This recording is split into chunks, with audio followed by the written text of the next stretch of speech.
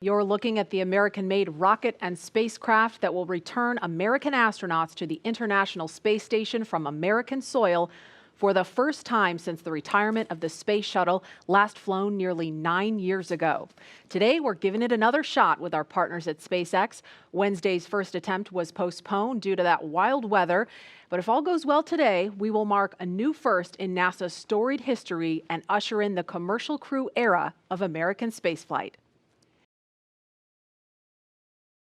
There's astronaut Doug Hurley getting into his spacesuit, and he's being helped by one of the suit technicians there. He has flown into space 2 times before. He was the pilot on STS-127 and 135. And there's a wider shot. You can see astronaut Bob Behnken also in view now. Bob is to the right of your screen, and he also flew on 2 shuttle missions. Bob is a native of St. Anne, Missouri. And Doug is from Appalachian, New York. He was born in Endicott, considers Appalachian his hometown. We can see now NASA Administrator Jim Bridenstine. He's talking to the crew, and it looks like Associate Administrator Jim Morhard is also in the room, standing to the right of your screen. And these are great moments to get a last chance to talk to the senior leadership of NASA as they're about to go off and launch into the cosmos. And I think when you look at how Bob and Doug complement each other, and how these SpaceX suits, you know, they really complement the astronauts too, because they're more form-fitted, they're custom-made, and this is a moment where they're getting ready to, you know, do the real deal. And Lauren, I think, you know, the integration of the suit and the vehicle and these seats is just really, really impressive how y'all at SpaceX did that. Yeah, the primary purpose of the spacesuit, it's a pressure suit. Now, the Dragon capsule is already pressurized, so even in the vacuum of space, the crew is safe when inside of Dragon. But in the unlikely event of an anomaly that causes the capsule to depressurize, we can actually flow oxygen or nitrox into the suit, and that will keep the astronauts pressurized in flight. So that's its main purpose. So it's that form and function, and some style there as well. And for the kids out there that have 3D printers or have 3D printed, the actual helmets were made by 3D printing. So you could be a spacesuit designer yourself because you already have the skill set, and or fly in space one day if you wanted to.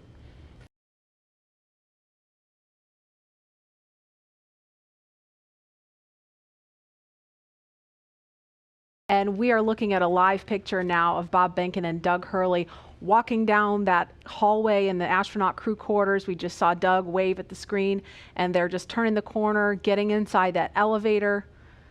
And this, you can't see it from here, but there is a banner hanging there. You can kind of see it in the back. There's a banner hanging on the wall of the elevator with the signatures of all the people who worked on this mission. So it was really important for them to hang that up in there so Bob and Doug could see it. And there the doors are opening. Here they come. Great. And there they are, NASA astronauts. Small crowd, but big cheers. NASA astronauts Bob Behnken and Doug Hurley, Doug on the left, Bob on the right, waving to the crowd there to cheer them on.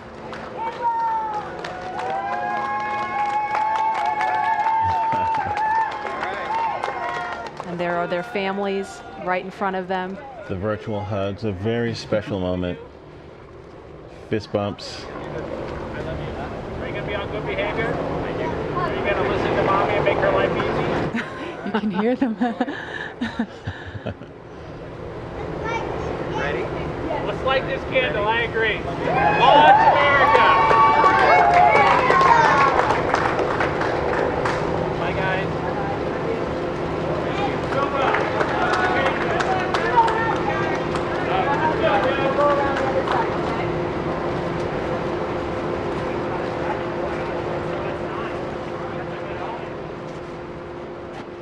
Now Now they are getting into the Tesla Model X that's going to take them to the launch pad, being strapped into their seats. Their suit techs are attaching their umbilicals, so integrated into the Teslas. These are not just any Tesla you can just buy off the web or at a Tesla dealership. They've been outfitted with cooling units, and that white umbilical, similar to what you saw in the suit room, that umbilical is being connected to the suit to provide cooling air to the astronauts while they're on the way to the pad. And those Falcon wing doors are closing. Super sleek. A rapid departure from the Astro van. Yes, I would say so. And their flight surgeon is in the front seat in the passenger side, taking the journey along with them. As I mentioned last time, we always think about the technology and the rockets, but this is what it's all about, the families coming together, supporting the families, us working together as a team to ensure they get up there safely and back home safely for their families.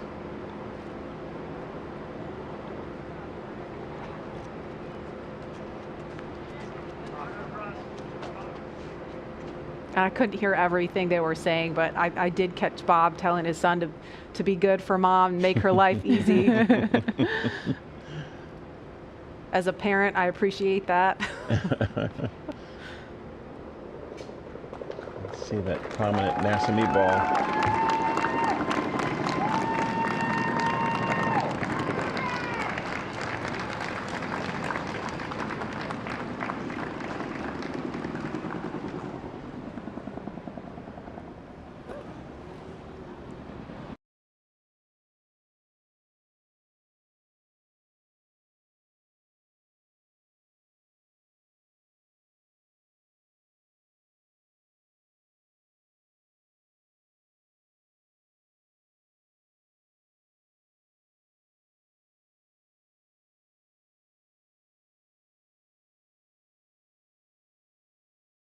There's our hangar. We process Falcon Heavy in there. There are other boosters in that hangar as well. And the rocket and Dragon that is on the pad right now was put together, or rather finally integrated inside of that hangar and then rolled out to that pad to go up vertical. And there it is. That shot really gives you a sense of the scale of the Falcon 9 rocket. Those Teslas look teeny, teeny, tiny, making their way up there.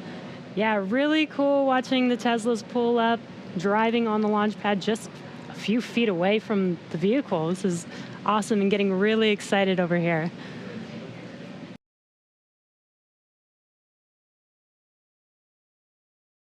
Looks like they've already gotten out of the car and they are walking up to the elevator that will carry them all the way up to the 255-foot level, and then they'll have a couple of steps to get up to the level where the crew access arm is.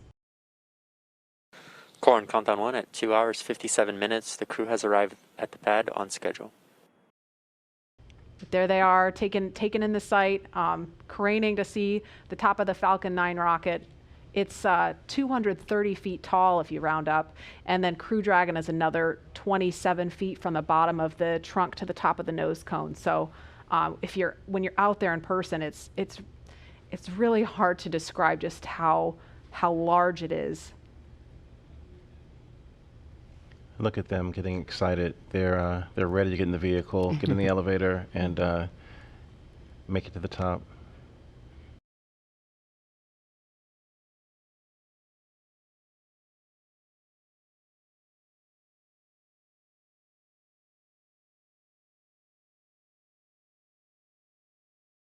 And we should hear a call any moment that the crew has arrived at the pad as they make their way up the stairs, and they're headed to the crew access arm now.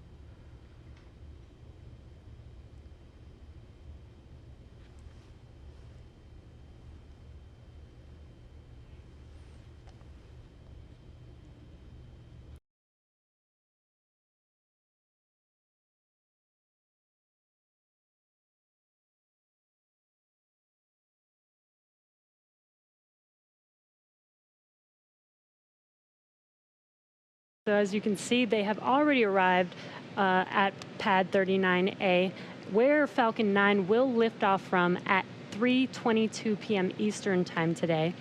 They have ascended the tall structure already, which is next to the rocket, and it's called the fixed service structure, and also have already walked down the corridor, which is known as the crew arm, which is what they're standing in right now. That's right. And as they prepare to board Dragon, they have this one final stop that they're standing in right now, and that's the White Room. The White Room is literally just the room at the end of the crew arm that has an opening into Dragon. It is the last place on planet Earth Bob and Doug are going to be standing before they step into Dragon for their ride to the International Space Station.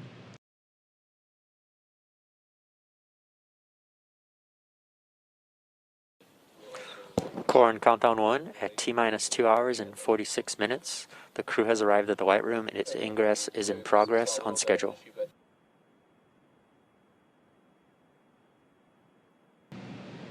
And as they climb into Dragon, they will buckle themselves in and attach their umbilicals to their suits.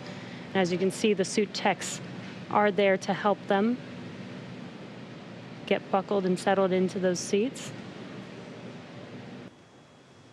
And we can see the seats slowly start to rotate. Again, they're in this down position just to make it easier to climb in and out of Dragon. They'll rotate to this launch position to put their backs a little bit more parallel to the ground. It makes taking the G-force a little bit easier for the crew on the way uphill, but most importantly, positions those touchscreens directly in front of them, which is just their gateway into Dragon. Dragon, SpaceX, seats are in the launch position. We copy. And launch control clear to retract the access arm on time. SpaceX Dragon displays are configured for launch. Copy. Bob, Doug, on behalf of the entire SpaceX team, it's been a huge honor to help you get ready for today's historic mission. Know that we're with you, have an amazing flight, and enjoy those views of our beautiful planet. Thanks, Jay. It is absolutely our honor to be part of this huge effort to get the United States back in the launch business. We'll talk to you from orbit. Thank you. Copy all. Thanks for those words. Falcon 9 is in startup. Dragon is in countdown. FTS is armed for launch. Under a minute now, the FTS, the flight termination system, has been armed. Dragon, SpaceX, go for launch. SpaceX Dragon, we're go for launch. Let's light this candle.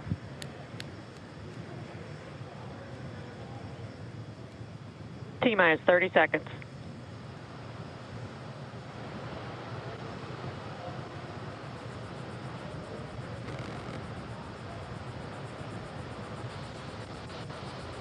Stage 1 tanks pressing for flight. T-minus 15 seconds. 10, 9, 8, 7, 6, 5, 4, 3, 2, 1, 0. Ignition. Liftoff of the Falcon 9 and Crew Dragon. Go NASA, go SpaceX. Godspeed, Bob and Doug. America has launched. And so rises a new era of American spaceflight, and with it the ambitions of a new generation continuing the dream. 20 seconds into flight, stage 1 propulsion is nominal.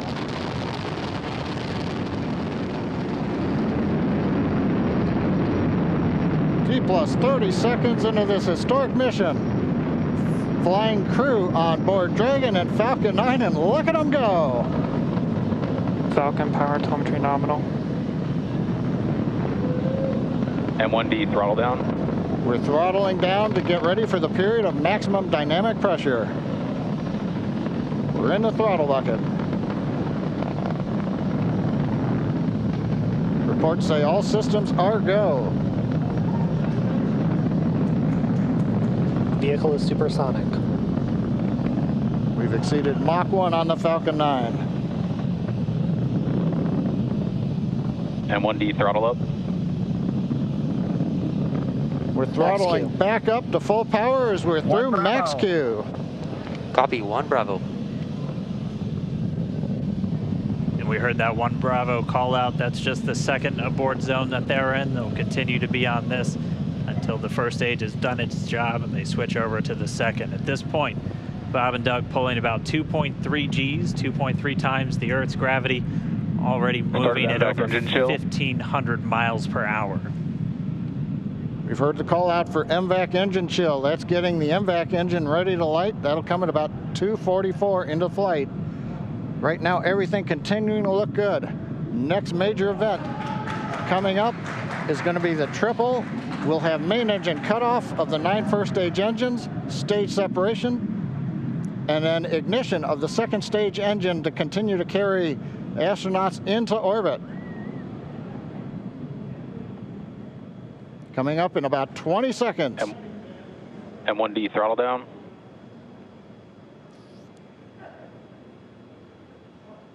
We heard we're throttling down the Merlin engines on the first stage.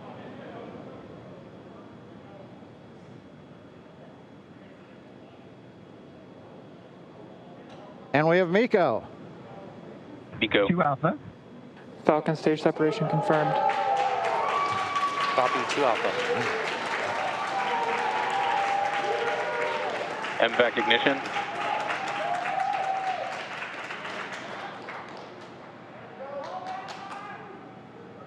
All right, we have stage separation confirmed. The first stage beginning its flight back. The second stage, being powered by that single Merlin 1D vacuum engine, has ignited and is now carrying Bob and Doug into orbit. So they're going to continue under the power of this second stage. Stage 2 propulsion is nominal. Which will cut off at SECO, or second engine cutoff, at about 8 minutes and 44 seconds into today's flight. So a little over 5 minutes to go still on this second stage. You heard the call out 2 Alpha, so they're now in the longest abort zone that carries them all the way from about North Carolina up the eastern seaboard, almost to Canada. Things looking good though, getting good call outs, nominal propulsion on that second stage. Bob and Doug continuing to make their way into orbit.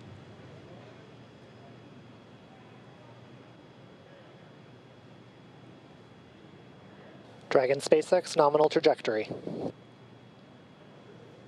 Acquisition of signal in Bermuda. SpaceX Dragon nominal trajectory. All right, here in nominal trajectory, so Dragon pointed in the right direction, continuing to make their flight uphill. Heard acquisition of signal Bermuda. That's one of the other ground stations that they're using to get telemetry and data back from this spacecraft. Stage 2 propulsion is still nominal. And while they continue uphill, looks like we are getting a view of the first stage as well. Yep, on your right screen, you can see that first stage with the grid fins deployed. It's making its way back to attempt to land on our drone ship, Of Course I Still Love You, today. Stage 1 entry burn startup.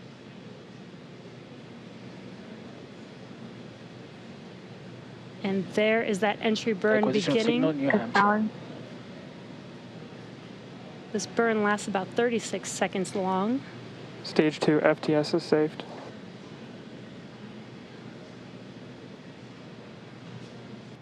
Now we are waiting for our first stage to make its way to our drone ship, Of Course I Still Love You. Dragon SpaceX nominal orbital insertion. Launch escape confirmation is nominal Dragon orbital copy. insertion. Nominal orbital insertion. Deploy. And what you're seeing on your screen is a live view of our drone ship, where our first stage will be coming down. Looks like we lost that live view, but we'll wait for confirmation of that landing shortly here. Falcon 9 first stage successfully landed. And there you can see on your screen, Falcon 9 has landed. This is the first Falcon 9 to carry humans to orbit, so very exciting for us. And as you can see on your right screen, Bob and Doug are still making their way to their targeted orbit. M1D to recovery 1. So exciting today. M1D. It doesn't stop. It does not stop. All right, we did hear again that call out, good orbital insertion, so that means Falcon 9 and Dragon right now exactly where they're supposed to be. M1D to FRC on recovery 1. And it's right at about 12 minutes when Dragon will separate. Looks like we saw a 0G indicator floating around there. I know Bob and Doug owe us a little bit about what exactly that is that they brought up with them.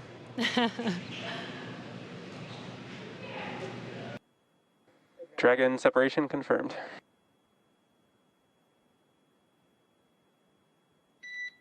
Countdown 1 is unmerged. Separation confirmed. And there's that call out. Dragon is now officially making its way to the International Space Station today. Dragon SpaceX, with that separation call, we have a few words for you from our Falcon 9 team. Standing by. Dragon, Chief Engineer on Dragon to Ground. Bob Doug, on behalf of the entire launch team, thanks for flying with Falcon 9 today. We hope you enjoyed the ride and wish you a great mission. Thanks, Bala. Congratulations to you and the F9 team for the first human ride for Falcon 9, and it was incredible. Appreciate all the hard work, and thanks for the great ride to space. Copy all. Oh, and Mike, proud of you guys and the rest of the team. Thank you so much for what you've done for us today, putting America back into low Earth orbit from the Florida coast. Copy all. Good luck. Godspeed.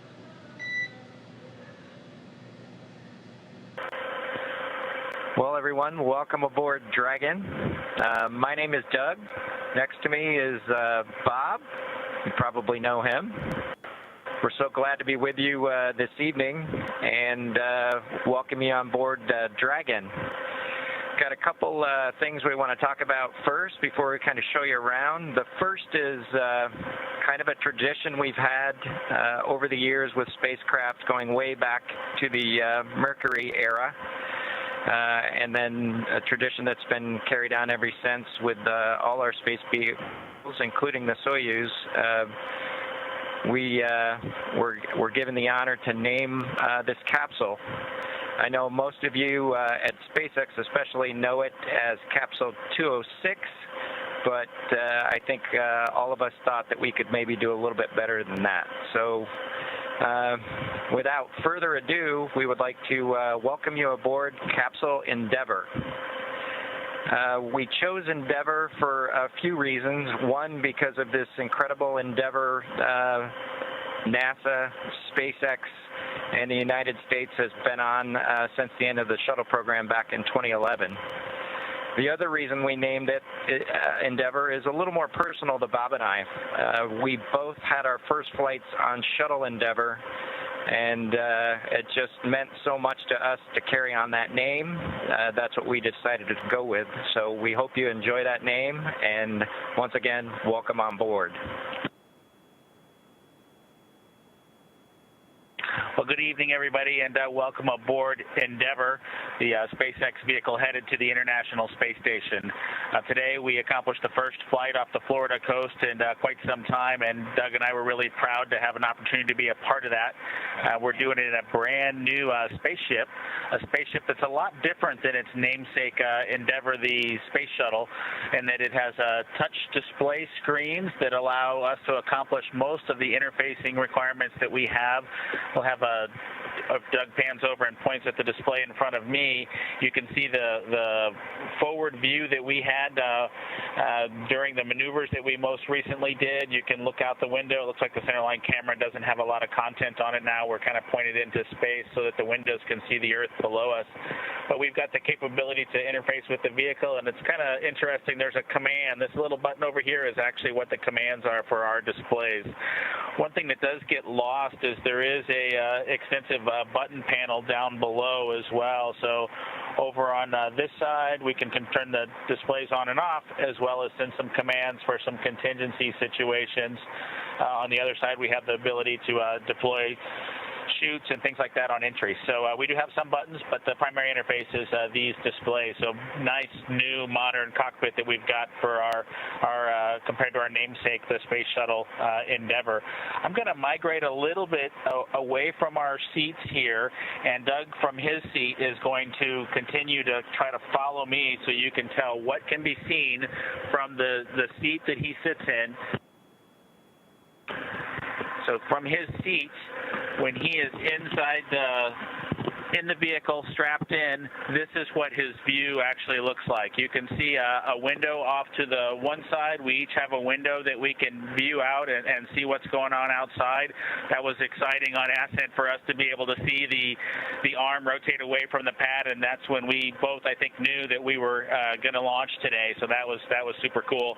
I've got one on my side as well. The hatch that we came in is the hatch that's right behind me. It is a little bit of a tight quarters, but I'm going to try to demonstrate some of the capability that we have now that we're in zero gravity.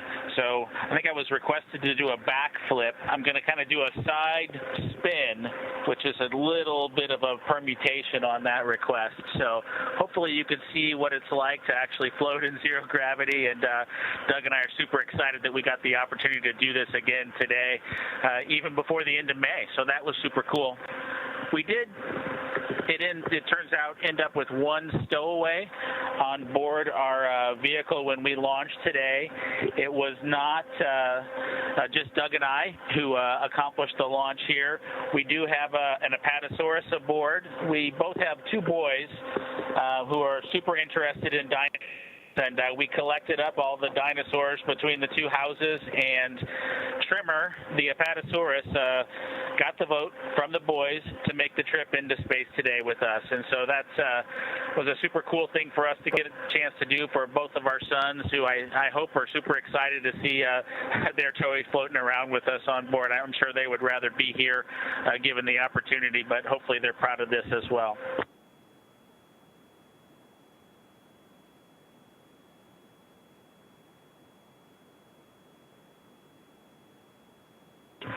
Okay, as we work our way towards one of the windows, unfortunately it's getting a little bit dark, but I don't know if Bob can pan over here. We just passed off of the coast of Newfoundland and we're headed over to over the Atlantic right now.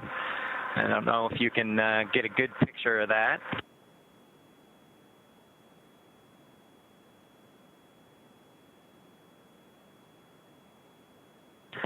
Anyway, hopefully you enjoy that view as we pass over the Atlantic. And I think with that, we will work ourselves back into the seats and wrap things up for this evening.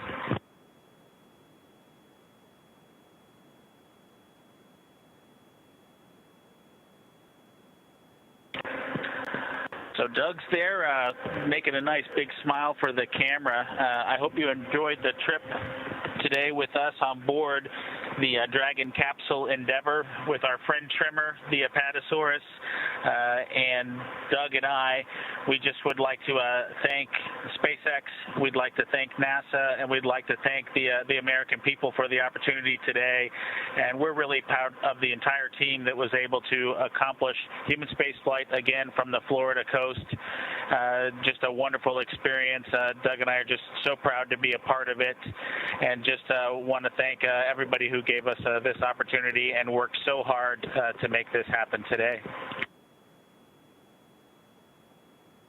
So with that, I think it'll be good night from Capsule Endeavour. Good night to everyone at NASA, at SpaceX, and the United States, and congratulations to the teams that got us into orbit. And we're looking forward to seeing Chris Cassidy and his Russian colleagues on board the International Space Station tomorrow morning.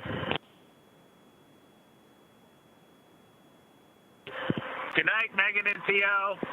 And Karen and Jack.